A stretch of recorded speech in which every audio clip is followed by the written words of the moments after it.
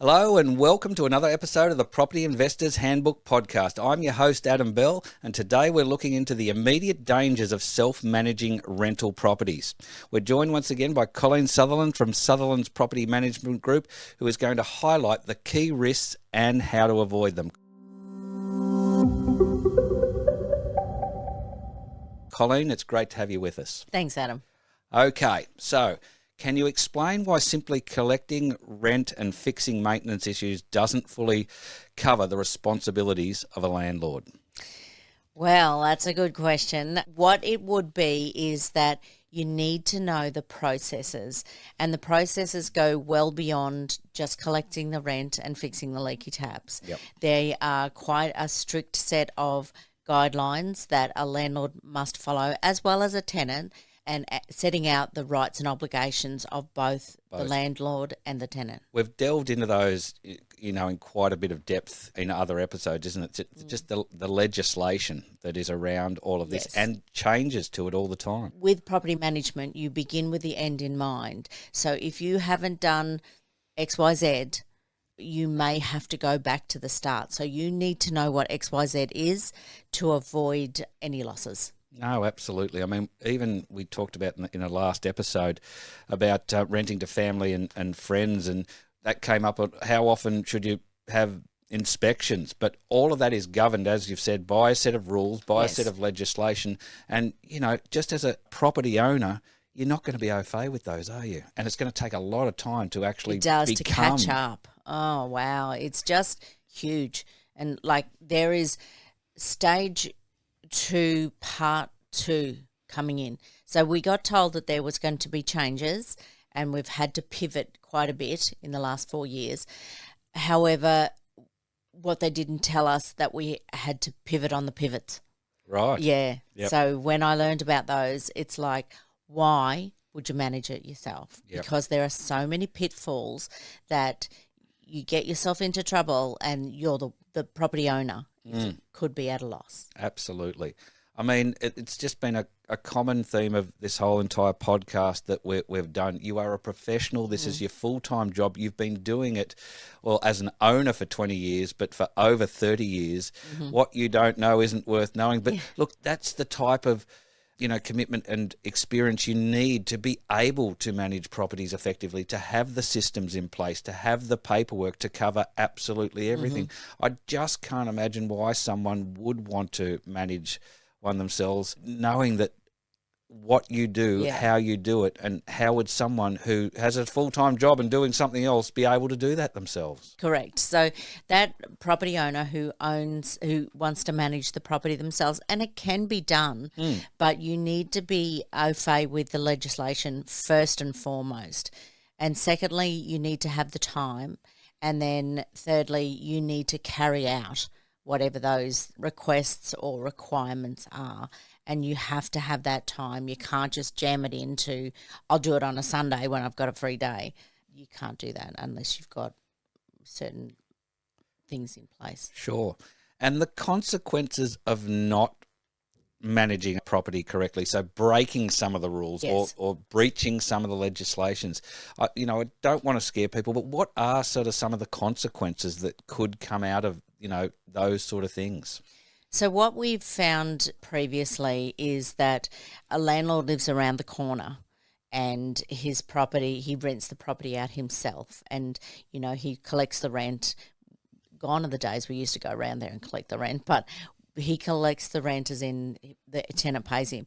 So he feels that sense of entitlement that he can go around to the property whenever he likes and fix that fence or go in and fix that tap or something like that, where they think that they are entitled. Yes, you do own the property. I do get that. But when you own an investment property, and I know I've said it before, is you then put it in the category of this is a little business. And the little business comes with the legislation that I have to follow with the government and respecting the privacy of the tenant, and then understanding my rights and obligations. So there are a lot of variables within that little business that you need to follow to make sure you're not in breach of any section of legislation. And that's where and I know I bang on about it a lot, but that's where a professional property manager can do it for you, and to ensure that you don't get yourself in trouble and that you create a loss by avoiding doing something you think that you can just go and do. Absolutely. I mean, you would have written procedures and instructions and and systems in place to manage all of these things. Correct. And as a property owner, where you've got maybe one or two properties, that's not something you've set up, and you're just really doing it on a whim, aren't you? Yes, you are. And hoping you get it right. Yes, especially with the changes like in the last 2 years, and there's another one to come in May 2025. If you're not au fait with that, you can easily trip yourself up and then cause an argument, conflict that you've got to negotiate your way out of, or you cause yourself a financial loss. And that's what you don't want to do. And so the money that you're saving by not engaging a property manager, it could cost you way more if you trip up. And it could be a genuine mistake, but it costs money.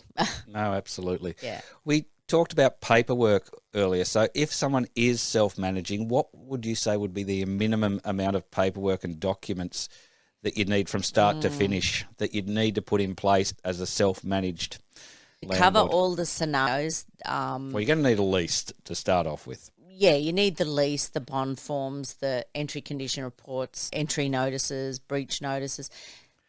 Wow. There's a lot. There is a lot. And to be honest, I haven't counted them up because there are so many variables, again, with managing the property. You need to be able to pivot. When that happens, you do this. When this happens, you do that. Yep. So, yeah, I actually haven't counted up the amount of procedures that you need. There'd be a lot, and you'd want to have paperwork for all of those, because anything where there's a gap, again, like we've talked many times before, it's okay until there's a problem. Yes, that's right. It's okay when you're going in a straight line, but when you've got that curve. For sure. And look, I guess flowing on from that, thorough record keeping as well in terms of, the rent collected and et cetera, et cetera. Yeah, so what we have a little bit of trouble with when we're doing a application is a person who is renting from a private landlord, and they can't give us the records that we require to be able to approve that. So we need to be able to prove that they paid the rent on time, which is a ledger card. And an owner doesn't keep those records, and it is a requirement under legislation that you need to have a written form of when the rent was paid, when it was paid from, and when it's paid to, and how much was paid.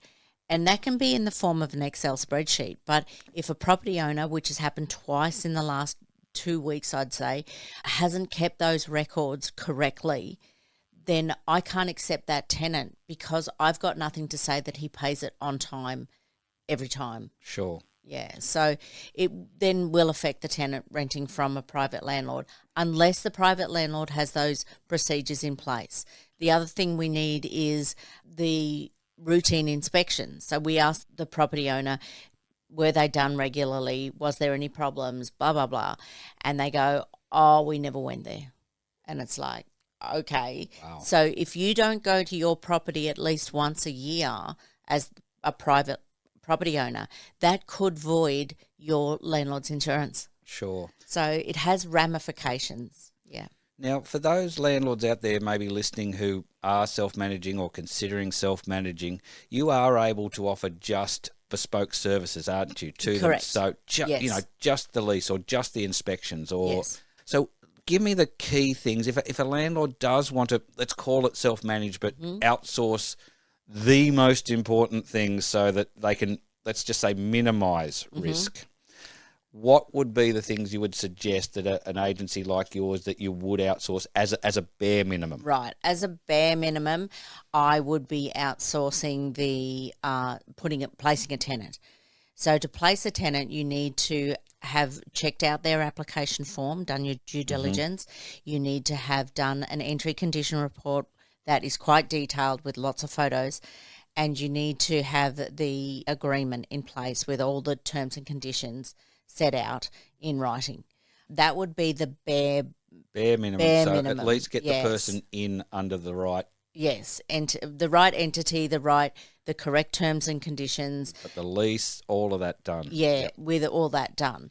Now, that may cost you 2 weeks' rent, maybe 3 weeks' rent. So make sure that you've got the tenant in there with all of Yes. the right paperwork. Everything's legal. At least everything's started. And Yes. yep, it could cost you 2 or 3 weeks' rent, but at least you know that everything is in place from that point. That's part of the reason why I go on about beginning with the end in mind. So that lease will take you all the way through. So say it's a 12-month lease, and it will take you through that 12 months and making sure that all your I's are dotted and your T's are crossed. Sure. And then you're covered Okay. until the next thing happens. Look, I mean, I'm going to just come straight out and say I think you'd be mad to try to, self-manage your own properties. But look, if you do, Colleen has still got the services that can help you through that, some advice. But look, I mean, it's about having a attention to detail and a proactive approach to compliance and documentation.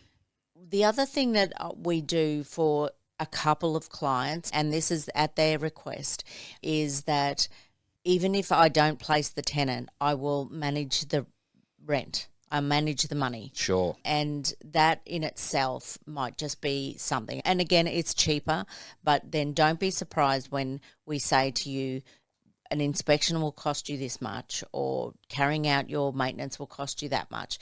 And you can either have it all in one, or you can just have bits and pieces of the service. So a few clients we do just rent collection. Yep. And then there's a few clients we do just the inspections. So Sure.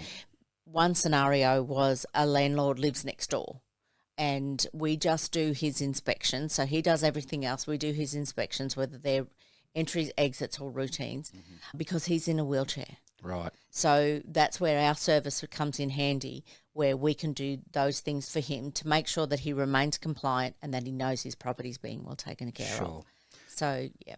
Fantastic. Well, look, thanks so much for joining us again in here today, Colleen. Some excellent advice there. And look, I'd just like to say to anyone out there self-managing, give Colleen a call at Sutherland's Property Management Group. Talk through these bespoke services. There may just be one or two things that she could take off your hands that would make your life so much easier. And, you're only paying for that part of the service. But as always, as you know, if you've listened to any of these other episodes with me, I think the full service is well worth its weight in gold, where you've got absolutely nothing to worry about. And Colleen and her team look after everything. So look, thanks so much again. The website to go check out Colleen and her team and her services is spmg.com.au. So until next time, thanks so much for joining us on the Property Investors Handbook Podcast. Thanks, Adam.